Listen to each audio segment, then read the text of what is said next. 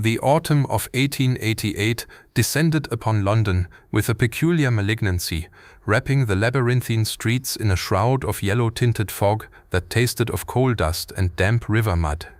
Within the comfortable, tobacco-scented confines of 221B Baker Street, the gas lamps burned with a steady hysive hiss, yet they could scarcely pierce the creeping gloom that pressed against our window panes. I sat by the fireside, deep in the pages of the British Medical Journal, occasionally glancing across the hearth. Sherlock Holmes was coiled in his armchair like an impatient hound, his long, nervous fingers steepled beneath his chin, his dark eyes fixed intently upon the embers. For 2 days, London had been battered by unseasonable gales, and my friend's mercurial mind, starved of the intellectual stimulus it craved, was visibly chafing against the enforced idleness.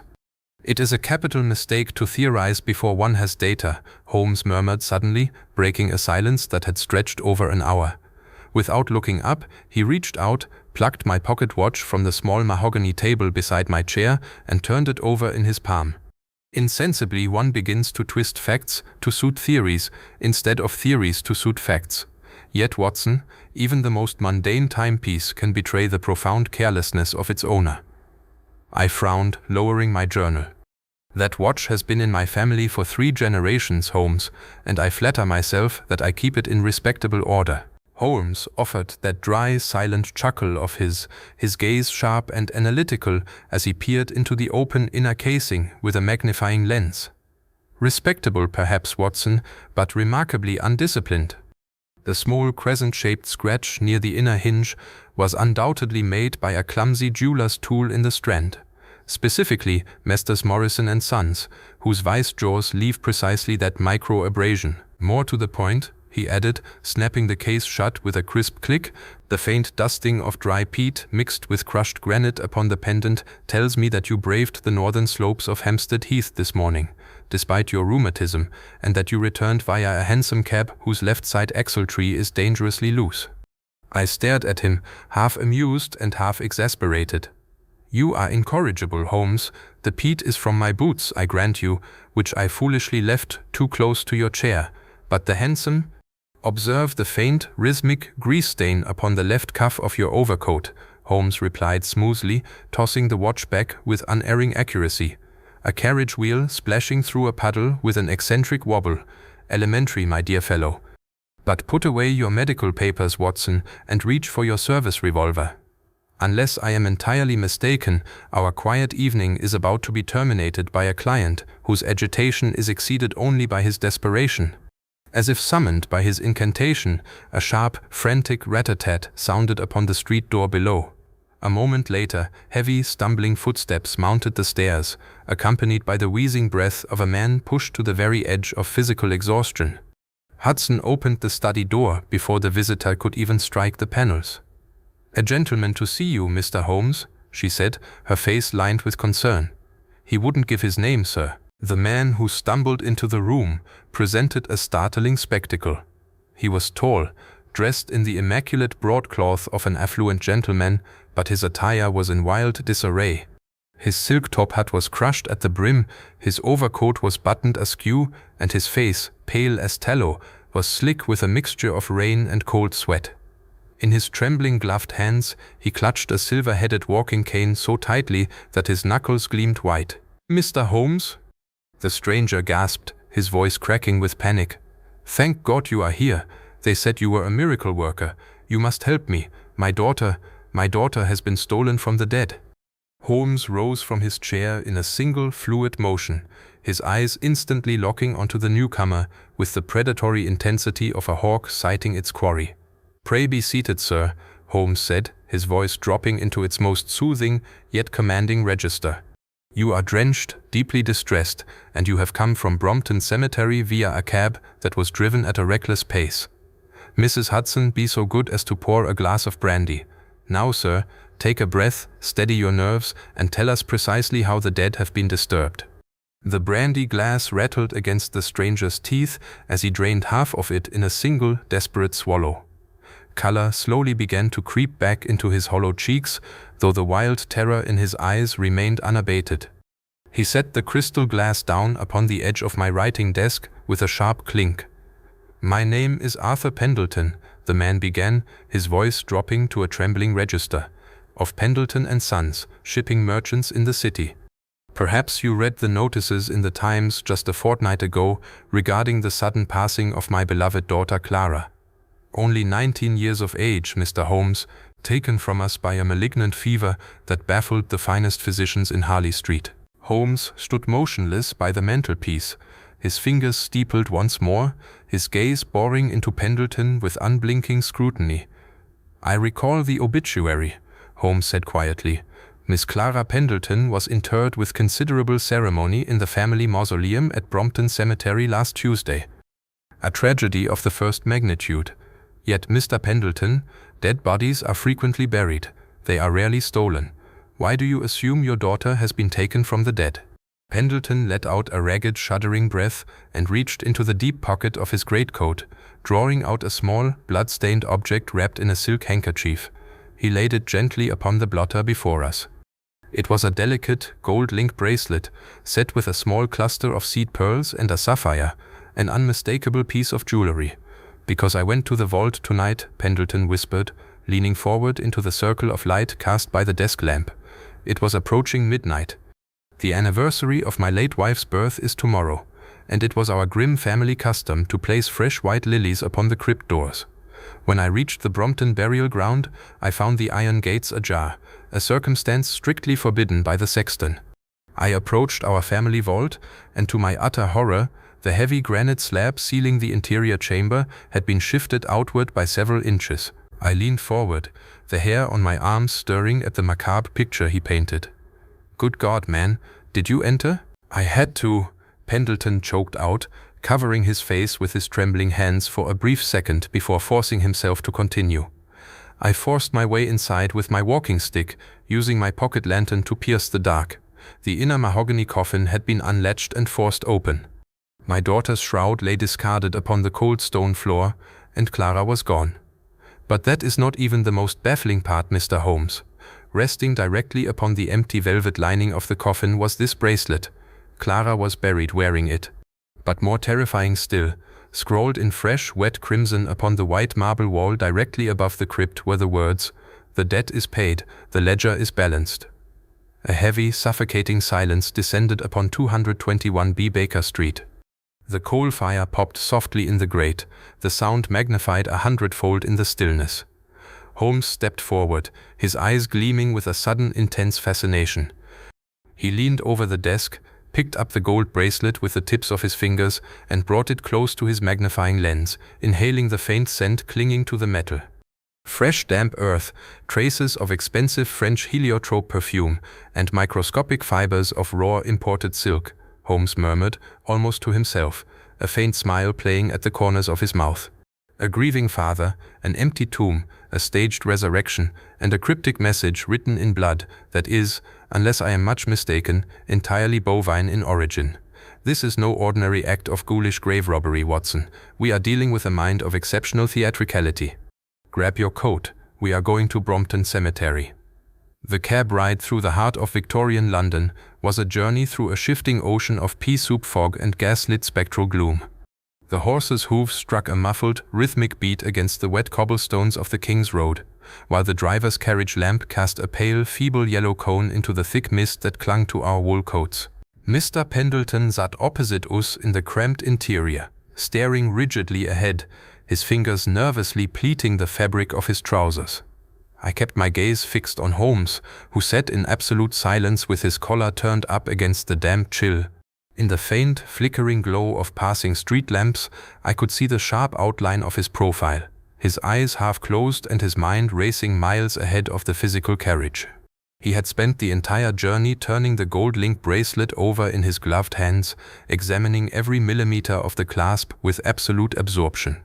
"Here we are, gentlemen," the driver called out, pulling back sharply on the reins with a raspy cough. The cab lurched to a halt before the towering, wrought iron gates of Brompton Cemetery. The imposing Victorian necropolis loomed like a silent city of the dead, its countless stone obelisks, marble angels, and weeping willow trees swallowed entirely by the creeping midnight mists. The main iron gates stood ominously ajar, creaking rhythmically on their hinges as a cold draft swept through the dark avenues. Pendleton fumbled with his pocket watch and keys, his hand shaking so violently he dropped his heavy iron lantern against the carriage step with a sharp clang. I quickly retrieved it, lighting the wick with a match whose sulphurous smell cut sharply through the damp air. "Stay close behind me, Watson, and for heaven's sake, mind where you step," Holmes instructed in a low, crisp whisper, stepping down onto the wet gravel path with the agility of a panther. "Mr. Pendleton, lead us to your family vault. Walk slowly, and do not disturb any tracks you might encounter along the margins of the path." We moved in eerie single file, our footsteps crunching softly over the gravel as we navigated the labyrinth of darkened tombs. The atmosphere was heavy with the suffocating scent of rotting autumn leaves, damp earth, and ancient stone. Every gas lamp along the perimeter path was hidden by the thick, rolling fog, leaving us entirely at the mercy of our single swinging lantern. After a 10-minute trudge through the gloom, Pendleton halted before a massive granite-faced mausoleum tucked deep into the western shadow of the cemetery's central chapel. Carved in deep Gothic letters above the heavy oak and iron-reinforced door was the name, Pendleton. The exterior reality fully matched the client's frantic description. The massive granite slab sealing the lower crypt had been levered outward by at least 6 inches, leaving a jagged black void that seemed to swallow the lantern light. Holmes instantly dropped to his knees upon the soggy grass and mud directly before the crypt entrance, whipping out his pocket magnifying glass and a small flat steel rule. He moved with an intense mechanical precision, ignoring the mud soaking through his trousers. "Fascinating," Holmes muttered, running his long fingers across the soft clay bordering the stone slab. He angled the lens down toward a patch of disturbed earth near the left corner. "Observe closely, Watson. Here we have a set of deep, heavy boot impressions belonging to a man of considerable height, size 11, Goodyear welted soles with an iron horseshoe heel plate, indicative of a professional laborer or a carriage driver. But overlapping them, much lighter and far more delicate," Holmes paused, shifting his lens an inch to the left, "are the distinct, narrow tread marks of a woman's French-heeled button boots, coupled with the trailing impression of a heavy wooden crate being dragged across the gravel. Whoever broke into this vault did not come alone, Watson. And more importantly, they were in no particular hurry to hide their tracks." I held the lantern lower, illuminating the dark, yawning threshold of the tomb where the cold, heavy air of the dead rolled out to greet us. Holmes rose smoothly to his feet, drew his slender pocket knife with a sharp click, and stepped resolutely into the dark interior of the vault. The interior of the Pendleton mausoleum was frigid, smelling intensely of stale marble, dried floral wreaths, and the faint, unmistakable tang of sweet camphor. As I stepped across the threshold with the lantern held high, the golden light washed over rows of stone crypts housing generations of departed ancestors, casting long, writhing shadows against the vaulted ceiling. At the center of the chamber lay the violated resting place of young Clara Pendleton. The heavy mahogany outer casket had been wrenched open with brute force, its polished lid splintered near the hinges. The white silk shroud lay cast aside like discarded molted skin upon the stone floor, while the velvet-lined interior remained completely empty, save for the glint of damp chill settling on the padding. "Mr. Pendleton hovered in the doorway, too terrified to enter, his breath coming in ragged gasps. "You see, Mr. Holmes," he whispered, his voice trembling in the confined space, "my daughter has vanished into thin air. There is no ransom note, no demand, only that horrific message upon the wall." Holmes ignored him entirely, having already dropped to his haunches beside the open casket. With a delicate pair of silver tweezers drawn from his pocket, he lifted a small shred of dark fabric caught on a splinter of the shattered mahogany lid. He brought it close to his eyes, sniffing it critically before sliding it into a small paper envelope. "Look upward, Watson," Holmes commanded softly, pointing his slender finger toward the back wall of the vault. I raised the lantern, directing its beam against the damp white marble. Scrawled directly above the central crypt in thick, glistening crimson letters was the chilling declaration, "The debt is paid, the ledger is balanced." "Remarkable," Holmes murmured, rising and stepping closer to the inscription. He dipped his gloved finger into the wet edge of the red fluid, rubbed it slightly against his thumb, and brought it to his nose. As I suspected from the start, This is not human blood, Watson. It is a mixture of rendered animal fat and crimson carmine dye, the exact chemical composition used by theatrical costumers in the West End. Our grave robber possesses a dramatic flair, but a remarkably cheap budget for stage blood. Theatrical? Pendleton stammered, stepping cautiously into the vault. What on earth does that mean? Who would stage such a monstrous farce using my daughter's corpse? Before Holmes could answer, the sharp crunch of gravel echoed from the path outside the mausoleum, followed by the heavy, authoritative tread of leather boots. A second later, a portly figure framed by the lantern light blocked the doorway, huffing and puffing as he ducked beneath the low lintel.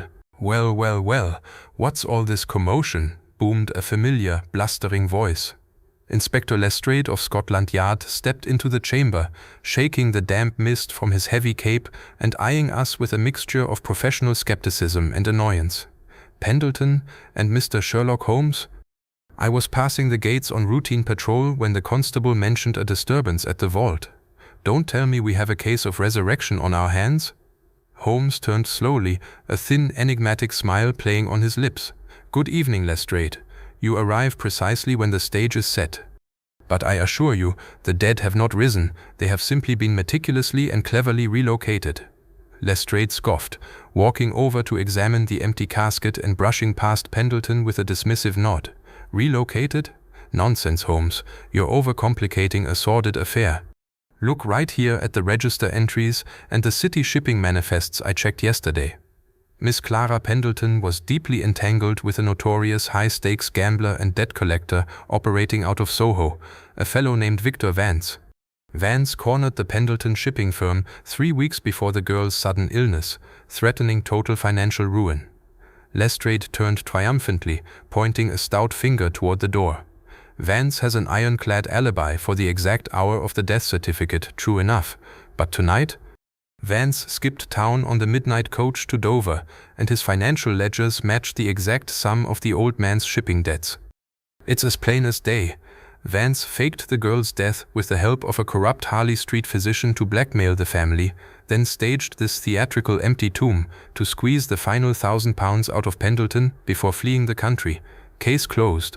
Simple extortion and body snatch." I looked at Lestrade, then over at Pendleton, whose jaw had dropped in horror at the revelation of financial ruin and blackmail. The narrative fit together with terrifying, seamless logic. Every circumstantial piece of evidence pointed directly to Victor Vance. Yet, as I glanced back at Holmes, I noticed a peculiar glint in his sharp grey eyes. My friend was staring not at the empty coffin nor at Lestrade, but at a microscopic scratch upon the marble floor near the wall, a detail so minute that even the eagle-eyed Scotland Yard inspector had completely stepped over it. Holmes's smile widened ever so slightly. "An admirable theory, Lestrade," Holmes said softly, pocketing his magnifying glass with a metallic snap. "Vance is indeed a scoundrel of the first water. But what if I were to tell you that Victor Vance is currently sitting in a jail cell in Bow Street for a completely unrelated pickpocketing charge and has been since yesterday afternoon?" Inspector Lestrade froze midway through adjusting his cape, his mouth remaining slightly open as Holmes's words hung heavily in the damp air of the mausoleum. The portly detective's face flushed a deep, mottled crimson, instantly contrasting with the pale, sickly light of my lantern. "In a cell at Bow Street?" Lestrade spluttered, taking a sharp step forward and dropping his authoritative demeanor entirely. "Impossible, Holmes. I had a man on the docks who swore he saw Vance boarding the Dover packet not 3 hours ago. The financial ledgers in Soho bear his exact signature, and the debt notices match the girl's disappearance down to the very shilling." Holmes stepped past Lestrade with an air of effortless grace, casually brushing a speck of dust from his sleeve. "Your informant on the docks was mistaken, my dear Lestrade, or perhaps deliberately misled by a clever double wearing a second-hand coat. As for the signature in the Soho ledgers, a most convincing forgery executed with a fine steel nib, rather than Vance's customary quill. I examined copies of those very documents earlier this week while investigating a minor maritime fraud for the Board of Trade. Vance is a brute, certainly, but he lacks the delicate penmanship required for such corporate deception." Mr. Pendleton clutched the edge of a neighboring stone crypt for support, his breathing ragged and shallow. "Then, if Victor Vance is not behind this, and my daughter's body is missing, Who on earth has desecrated our family crypt? That, Mr. Pendleton, is precisely the question we must answer, Holmes said, his voice dropping to a low, intense hum. He turned his back to us and dropped gracefully to one knee beside the crimson-lettered inscription on the marble wall. Using his slender steel rule, Holmes began to measure the exact height of each letter, checking the precise spacing between the words the, that, and is. I watched him closely, knowing from years of shared lodgings that whenever Holmes' behavior shifted from analytical detachment to this hyper-focused intensity, he had uncovered a fatal flaw in the apparent logic of the crime, a hidden inconsistency invisible to ordinary eyes. "Lestrade," Holmes called out without turning around, "did you happen to inspect the iron padlock that secures the outer gates of this cemetery tonight?" Lestrade blinked, taken aback by the sudden pivot in questioning. "The padlock? Confound it, Holmes, the gate was left unlatched by the sexton." "What has a rusted lock to do with a Soho blackmailer?" "Everything," Holmes replied, rising smoothly to his feet and turning around with a triumphant gleam in his grey eyes. He reached into his coat pocket and withdrew a small, oily fragment of black metal, holding it up to the lantern light. Because the padlock was not left unlatched, it was picked with surgical precision. Furthermore, the tool used was not a common burglar's jemmy, but a specialized lockpick manufactured exclusively by a German firm in Stuttgart, heavily utilized by professional locksmiths and railway engineers. Holmes stepped over to the empty mahogany casket, his gaze sweeping across the polished wood until it landed on a small, dark smudge near the lower corner. "Observe this, Watson," Holmes commanded, pointing his magnifying glass at a distinct grease smudge upon the white silk lining. "This is not theatrical grease paint, nor is it animal fat. It is high-grade mineral lubricant used exclusively on the heavy axle boxes of the London and North Western Railway. Miss Clara Pendleton was never abducted by a desperate gambler, nor was her corpse stolen by a ghoulish extortionist." Holmes paused, letting the silence build before delivering his quiet verdict. "Someone went to extraordinary lengths to simulate a grave robbery and frame a notorious criminal, all while utilizing a corpse that, if my deductions regarding the weight distribution of the empty coffin are correct, was never actually inside this vault to begin with." The chilling implications of Holmes's words seemed to freeze the very air within the damp confines of the mausoleum. Inspector Lestrade stared at my friend, his mouth slightly agape, struggling to reconcile his tidy theory of financial blackmail with the intricate mechanical realities Holmes had just unveiled. "Never inside the vault?" Lestrade echoed, his voice pitching upward in disbelief. "Are you mad, Holmes? The death certificate was signed by Dr. Thaddeus Gray of Harley Street, and the funeral service was attended by half the merchant aristocracy of the city. Are you suggesting that a young woman of high society simply vanished into thin air and her grieving family buried an empty box?" Holmes did not deign to answer with a direct retort. Instead, he pulled a small leather-bound notebook from his breast pocket, flicked open the pages with a practiced thumb, and held it briefly toward the flickering lantern light before tucking it safely away. "Dr. Gray is a man of impeccable credentials, certainly," Holmes replied calmly, stepping out of the crypt and into the cool, mist-shrouded alleyway of the cemetery. "And the funeral procession was attended by many sincere mourners. But remember, Lestrade, public grief is a marvelous screen for private engineering. The weight of a mahogany coffin laden with lead linings and stone ballast can easily mimic the physical mass of a human body to those unaccustomed to precise measurements. Someone required an official, unquestioned burial to sever Miss Clara Pendleton from her former life entirely." Mr. Pendleton stumbled out after us, clutching at his lapels as the shock finally gave way to a desperate, burning rage. "My daughter? My sweet Clara? Alive? But why? Why would she fake her own death? What possible reason could she have to subject her aging father to such a cruel deception?" "That, Mr. Pendleton, is where the railway grease and the German lockpicks enter the equation," Holmes said, stopping beside a low stone headstone half swallowed by ivy. He pointed his walking stick toward the western perimeter wall, where a narrow service gate opened directly onto the railway embankment bordering the district. "Notice the fresh cart tracks leading away from that secondary service gate, tracks that match the heavy railway carriage we noted earlier. Your daughter was not running away from home, sir, she was running toward someone." Or perhaps, more accurately, she was escaping a trap of your own unconscious making. I watched Pendleton closely. To my profound astonishment, the merchant's initial look of absolute bewilderment suddenly fractured, replaced by a pale, guilty terror that he desperately tried to conceal behind a stiffened jaw. Holmes saw it instantly. A sharp, predatory glint flashed across his eyes, though his voice remained uncharacteristically gentle. "You arranged a marriage of convenience for her, did you not, Mr. Pendleton? A union with Lord Harrington, a man twice her age, whose gambling debts and aristocratic ruin were to be papered over by your shipping fortune," Holmes stated softly, stepping closer to the trembling merchant.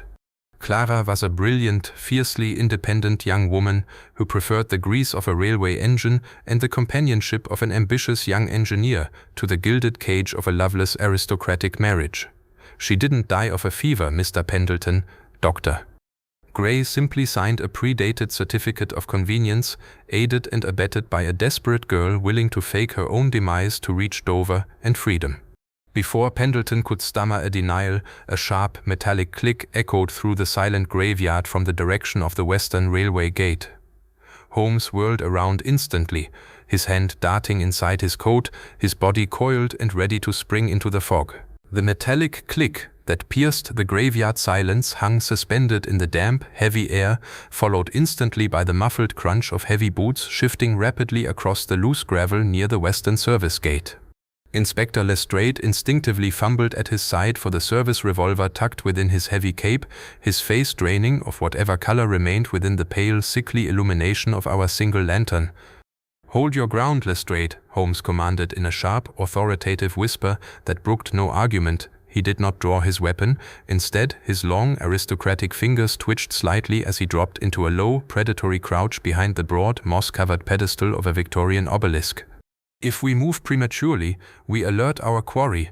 Let the machinery of human error complete its rotation."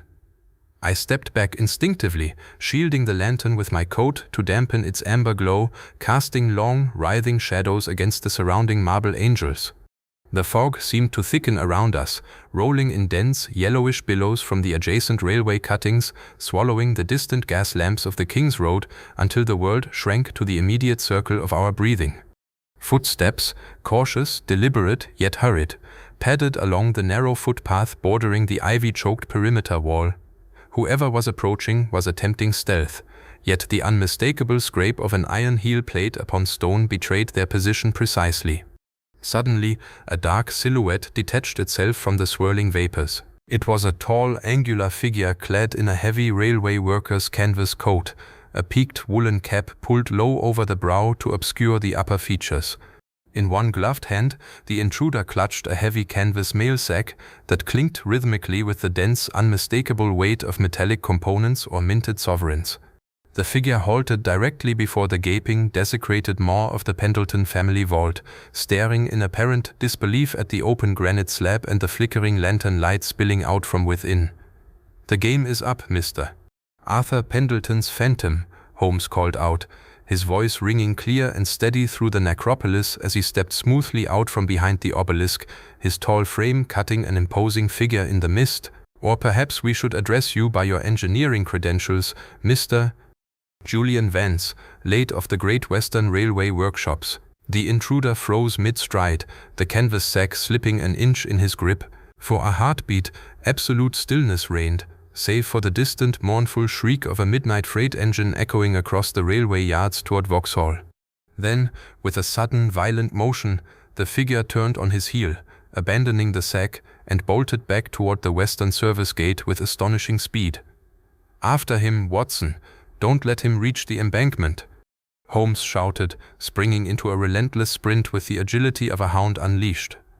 I dropped the lantern, which miraculously remained upright, casting a frantic pillar of light against the grass, and plunged forward into the fog. My boots skidded wildly across the slick turf as I tore after Holmes through the labyrinth of tombstones.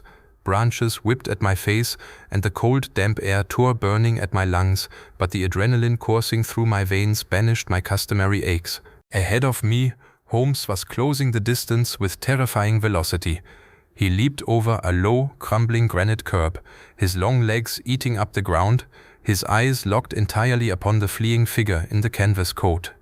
The fugitive reached the rusty iron service gate, throwing his weight against it to force it open toward the dark, steep embankment where the iron rails gleamed dully beneath the low-hanging smoke of the city. But as he lunged through the opening, his heavy boot caught upon an exposed length of telegraph wire strung low across the path by railway maintenance crews. With a heavy, sickening thud, the man went sprawling face first into the ballast gravel, the woolen cap flying off into the darkness to reveal a shock of unruly brown hair and a sharp, youthful jawline. Holmes was upon him in an instant, dropping his full weight onto the man's back with practiced martial precision, pinning his arms swiftly against the wet earth before he could recover his footing. "Got him," I gasped, skidding to a halt beside them, my chest heaving for air as I braced my hands against my knees.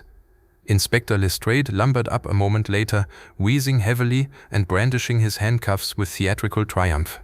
"A magnificent tackle, Doctor," Holmes remarked coolly, rising to his feet and effortlessly hauling the prisoner up by the collar of his canvas coat.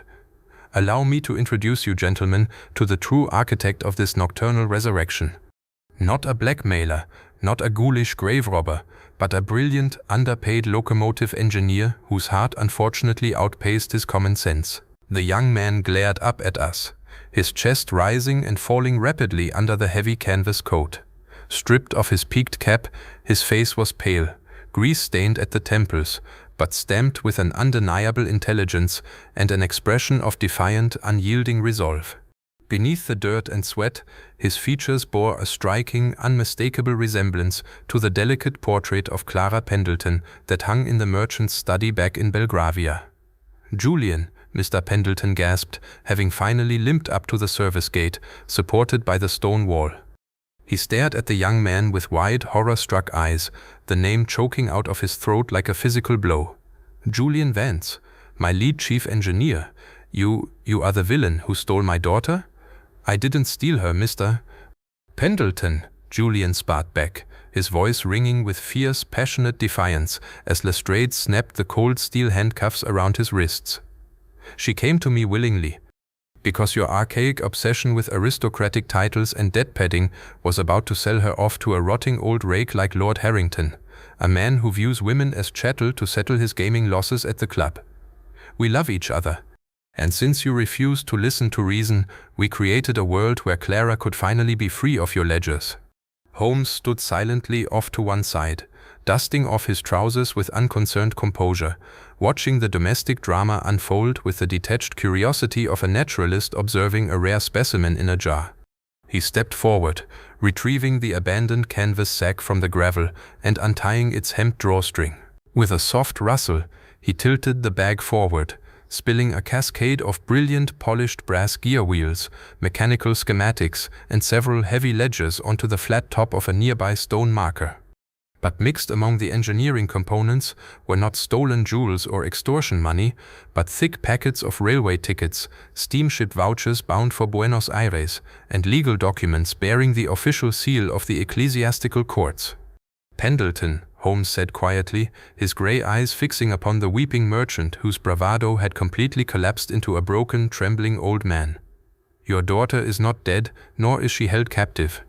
She is currently residing safely in a quiet boarding house near Southampton, awaiting the departure of the morning tide. Julian here was merely returning to the vault tonight to recover the remaining family heirlooms and legal identification papers required to secure their passage across the Atlantic, where your financial influence cannot reach them." Lestrade scratched his head, looking back and forth between the weeping father and the defiant young engineer, his initial eagerness to chalk the case up to violent crime entirely evaporating. "Well, I'll be damned," the inspector muttered, pocketing his notebook with a resigned sigh. "A runaway romance dressed up as a Gothic resurrection, and here I thought I had a murder and a kidnapping on my hands." Holmes turned his gaze toward the eastern horizon, where the first pale grey fingers of dawn were beginning to slice through the lingering yellow fog of the London sky, signaling the end of our nocturnal adventure. "Love and engineering, Lestrade," Holmes murmured, a faint, melancholic smile touching his lips as he buttoned his coat against the morning chill. "Both require absolute precision, yet both are perpetually disrupted by the unpredictable human element. "Come, Watson. The cab is waiting, and Mrs. Hudson will no doubt have a kettle boiling. Let the young lovers have their horizon. We have unraveled the puzzle, and Baker Street awaits."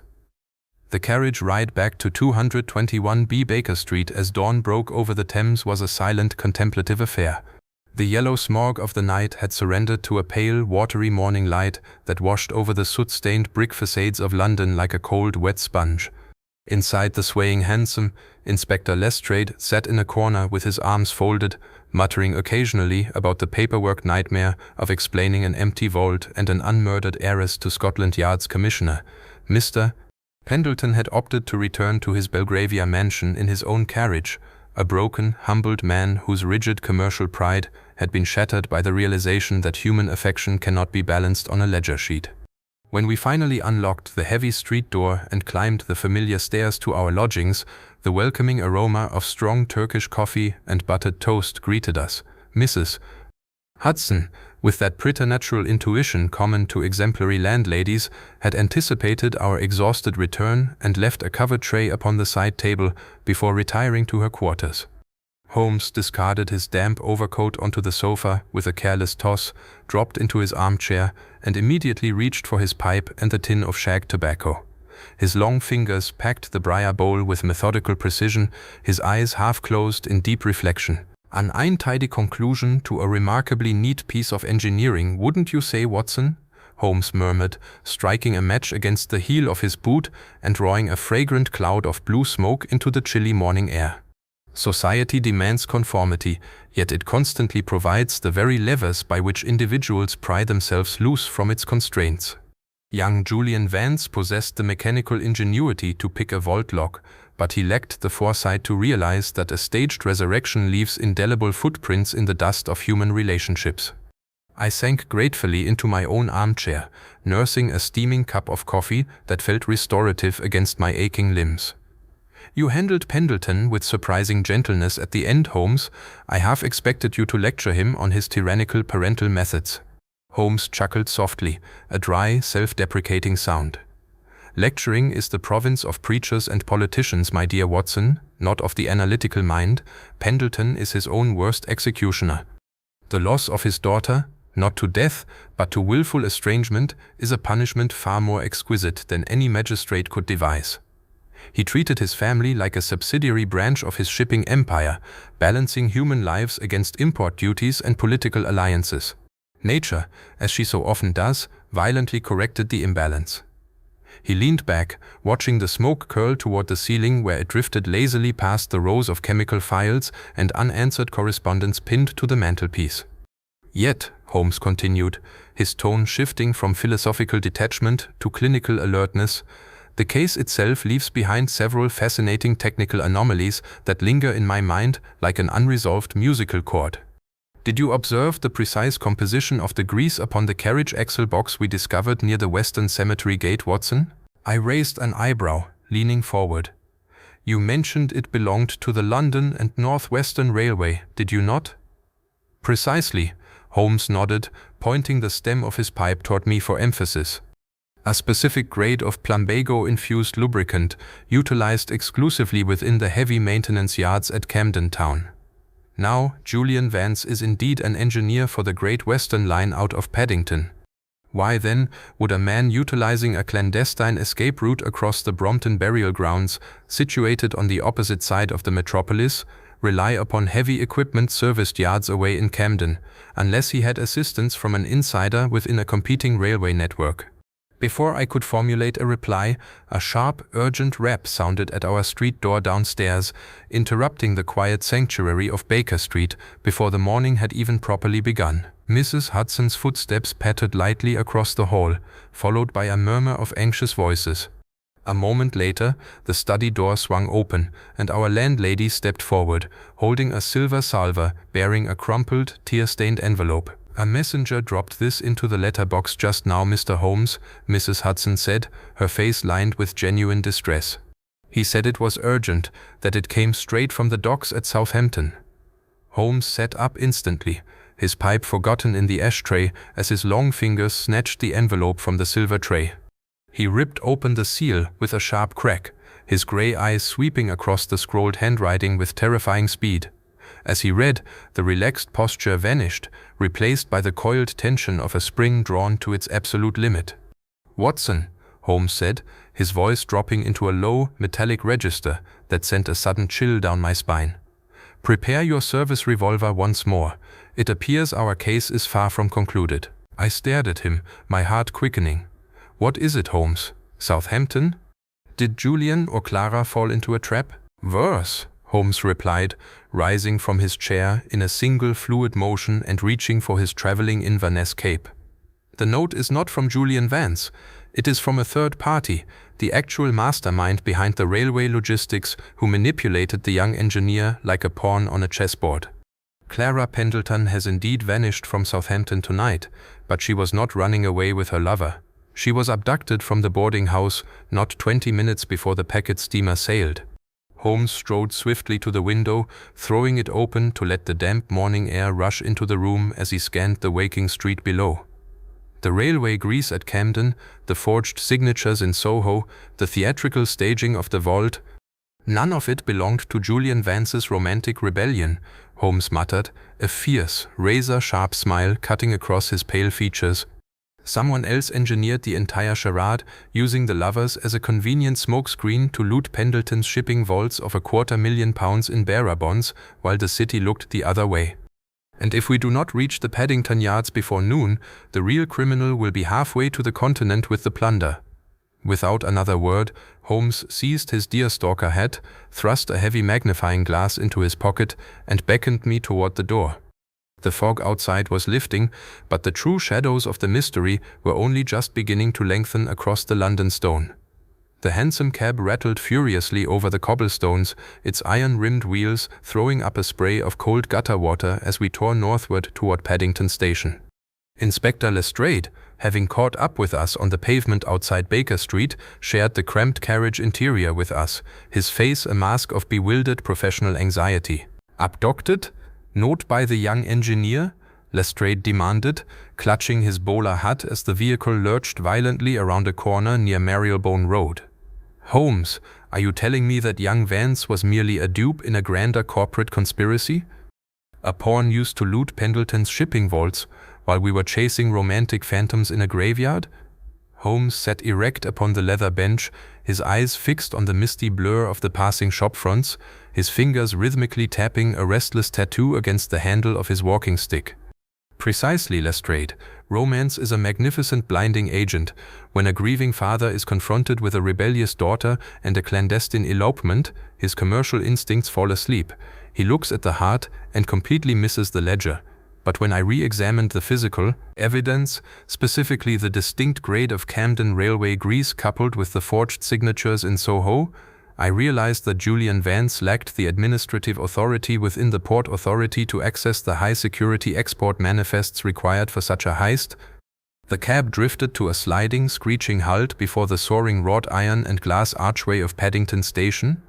The cavernous depot was a roaring, chaotic vortex of steam, smoke, and shouting porters, punctuated by the shrill whistles of locomotives preparing for their long-distance runs across the western counties.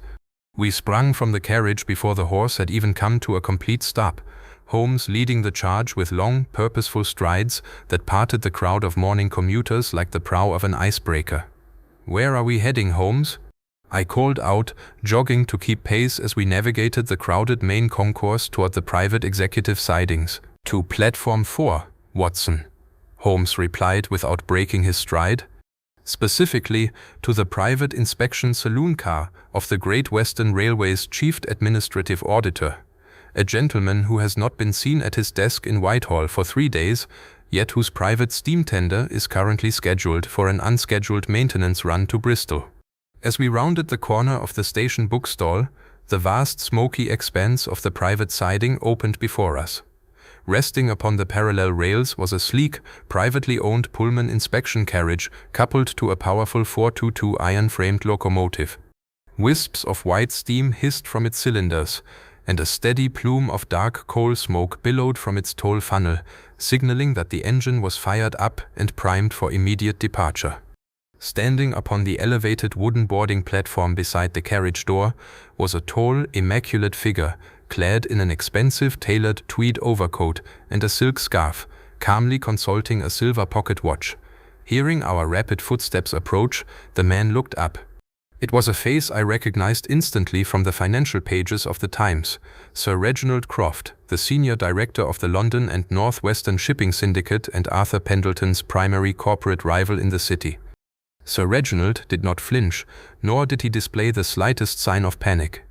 Instead, a cold, sophisticated smile touched the corners of his thin lips as he slipped his pocket watch back into his waistcoat. "Mr. Sherlock Holmes, I presume?" Sir Reginald called out smoothly, his voice carrying clearly over the rhythmic chuffing of the locomotive boiler.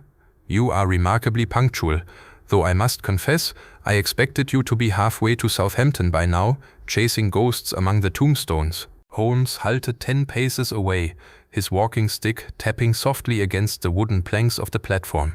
His grey eyes narrowed into sharp analytical slits, locking onto the director with absolute intensity. "The ghosts of Brompton Cemetery served their purpose admirably, Sir Reginald," Holmes replied, his voice dropping into an even, razor-sharp cadence. "They drew the police away from the real theatre of operations. While young Julian Vance was busy staging an elaborate elopement to shield his true identity, you were quietly utilizing your executive pass to clear the export manifests of Pendleton's private bonded warehouses. £250,000 in bearer bonds, neatly transferred across international shipping lines under the guise of routine freight." Sir Reginald chuckled lightly, gesturing with an elegant gloved hand toward the polished mahogany door of the Pullman car behind him. "A brilliant hypothesis, Holmes, truly worthy of your legendary reputation, but where is your proof? The export manifests bear the proper corporate seals, the signature of the Port Authority, and my own administrative clearance as director. There is no crime here, only the ruthless, yet entirely legal, acquisition of a failing mercantile house by a superior competitor." "Except for one fatal oversight, Sir Reginald," Holmes retorted, taking 2 slow steps forward. He reached into his coat pocket and withdrew a small, dark object wrapped in a silk handkerchief, laying it carefully open upon the flat wooden railing of the platform. It was a heavy brass-rimmed mechanical pocket chronometer, its casing heavily scored and stained with the exact same plumbago-infused Camden railway grease we had discovered at the cemetery gate. Sir Reginald's calm exterior flickered for a fraction of a second, his eyes dropping to the timepiece. "This chronometer was dropped by your personal secretary during the clandestine break-in at Pendleton's private wall safe last Tuesday night," Holmes continued, his voice rising in power. "A timepiece custom manufactured exclusively for executive officials of the London and North Western Line, engraved with your own family crest upon the inner dust cover.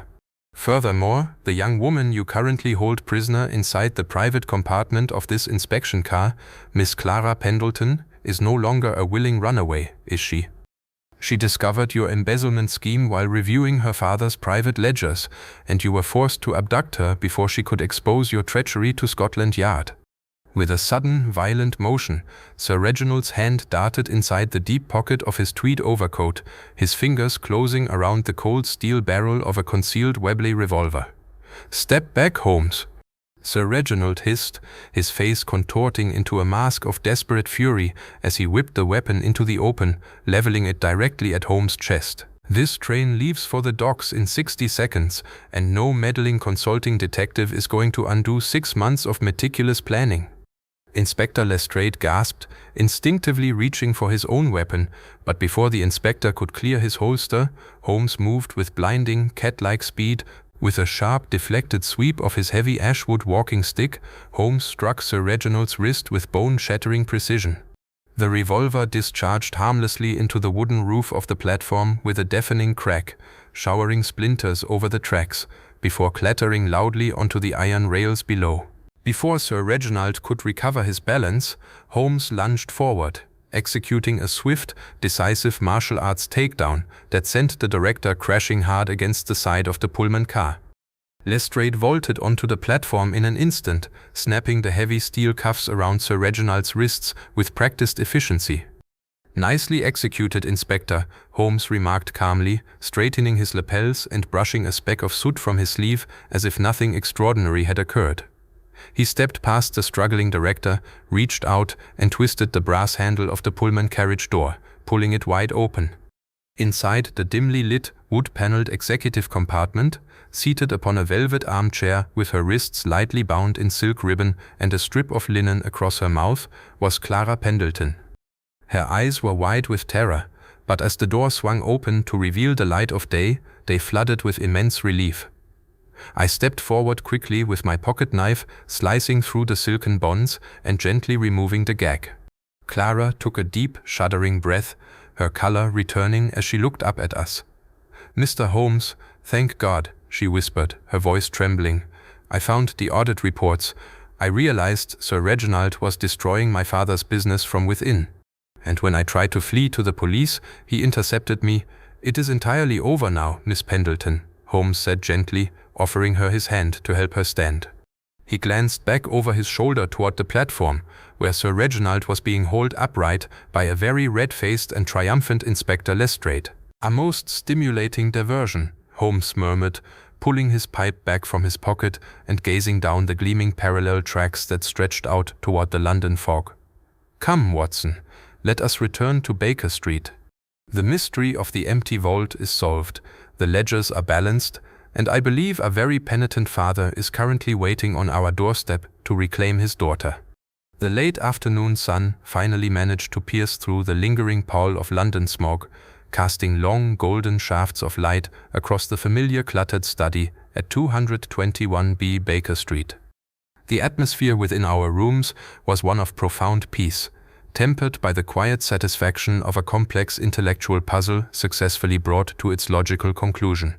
The chaotic storms of the past 48 hours, the empty vault in Brompton Cemetery, the theatrical staging of a false resurrection, the romantic rebellion of young Julian Vance, and finally Sir Reginald Croft's corporate embezzlement scheme had all been neatly sorted, catalogued and filed away into the archives of my memory.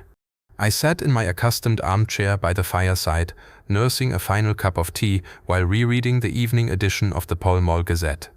The front page headline blared an embellished, highly sensationalized account penned by an imaginative journalist regarding the Gothic resurrection of Belgravia, though the article wisely omitted the darker financial realities of Sir Reginald Croft's corporate treachery, attributing the entire affair to a domestic misunderstanding skillfully resolved by the legendary consulting detective of Baker Street. Across from me, Sherlock Holmes was coiled in his seat like a contented feline, his violin resting gently across his knee. For the past hour, he had been coaxing the most exquisite, melancholic melodies from the instrument, soft, wandering passages of Mendelssohn that seemed perfectly attuned to the fading twilight outside our windows. A sharp, polite rap sounded upon the street door downstairs, followed shortly by Mrs. Hudson's light footsteps ascending the stairs. The door swung open, and our landlady announced two visitors whose appearance was a stark contrast to the frantic, disheveled clients who usually breached our sanctuary. Mr. Arthur Pendleton stepped into the room, accompanied by his daughter Clara and a young engineer, Julian Vance. The merchant looked older, his shoulders slightly bowed, yet the severe, rigid hardness that had once defined his features was visibly softened. Beside him, Clara looked radiant in a simple traveling dress, her arm linked securely through Julian's, who carried himself with the respectful dignity of a man granted a second chance at happiness. "Mr. Holmes," Arthur Pendleton began, his voice carrying a quiet, genuine tremor as he advanced toward the hearth.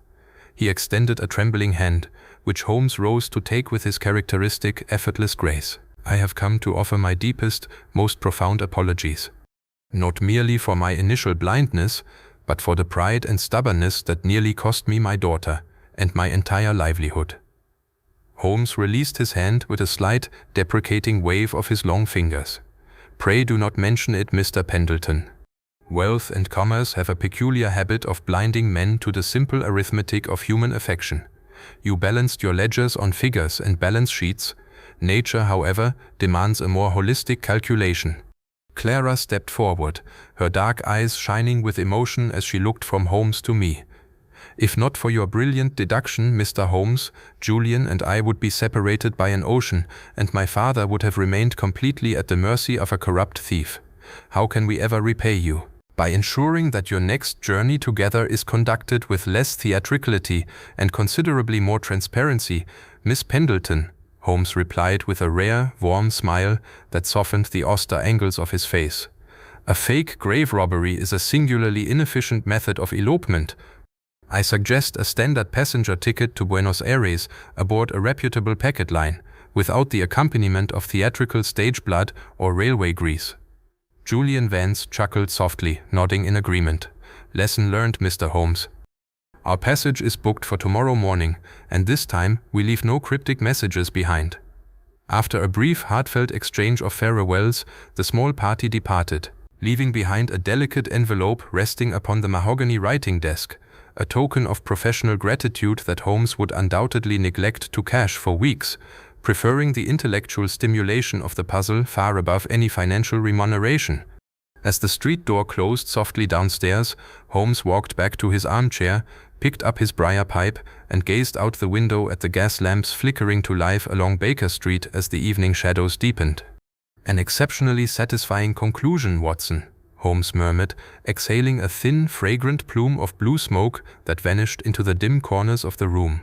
The human mind is a curious apparatus capable of constructing the most elaborate webs of deception, yet ultimately tripping over its own emotional gravity. But tell me, my dear fellow, do you observe anything of particular note regarding the carriage currently pausing opposite our entrance? I smiled, leaning back into my cushion and closing my eyes against the warm glow of the hearth fire. I observe, Holmes, that it is nearly dinner time, that Mrs. Hudson has prepared something extraordinary in the kitchen, and that for once in our lives, London is entirely at peace. As for your deductions, I leave them entirely to the master. Holmes laughed softly, the rich, resonant sound echoing through the quiet room as the great city settled into the quiet serenity of the Victorian night.